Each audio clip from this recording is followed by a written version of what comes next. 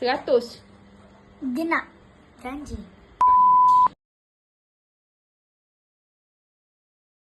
Sebelas.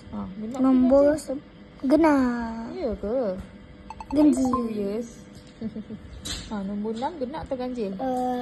Tak tahu. Genap ke ganjil nombor 6? Si kedua kan? Genap.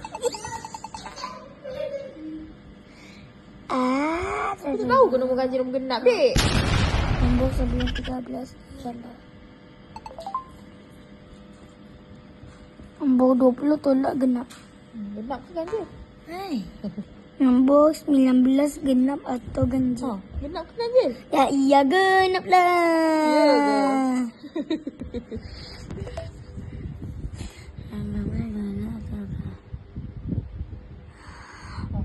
Tiga belas tu tak? Kan ada 3 tu. Kalau nombor genap kan semua 2, 4, 6, 8, 10. Ya apa ni? Dia genap ganjil je mesti fail.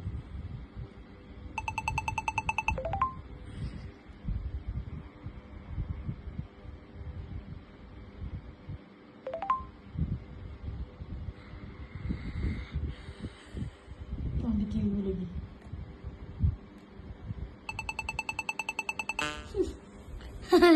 Kakak, kau ni kan? Tak tahu. Ya Allah, nanti cak mama tegangan kat kau. Allah. Ini nombor 1 sampai 10. Okey, sebelah dia kakak tulis ganjil dengan genap. Okey, adik bawah tulis ganjil, sini genap. Ganjil. Sekarang ni asingkan. Nombor 1 masuk kat ganjil ke masuk kat genap? Asingkan. Ganjil. Asingkan.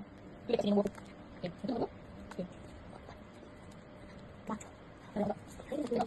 1, 2, 3, 4, 5. 1, 2, 3, 4, 5. Dah. Betul. Okey, sekarang ni mama tanya soalan.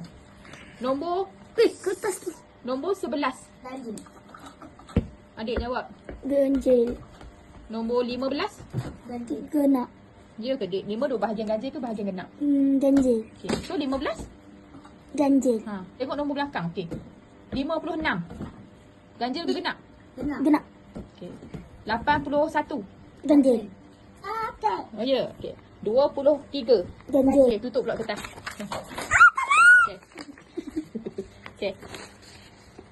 100. Genap. Ganjil.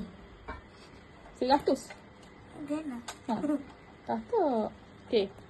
21. Ganjil. 42. Genap. Ganjil. Mana satu dek? 42. Genap ke ganjil? Genap. Yakin? Okey. 56. Genap. 71. Ganjil.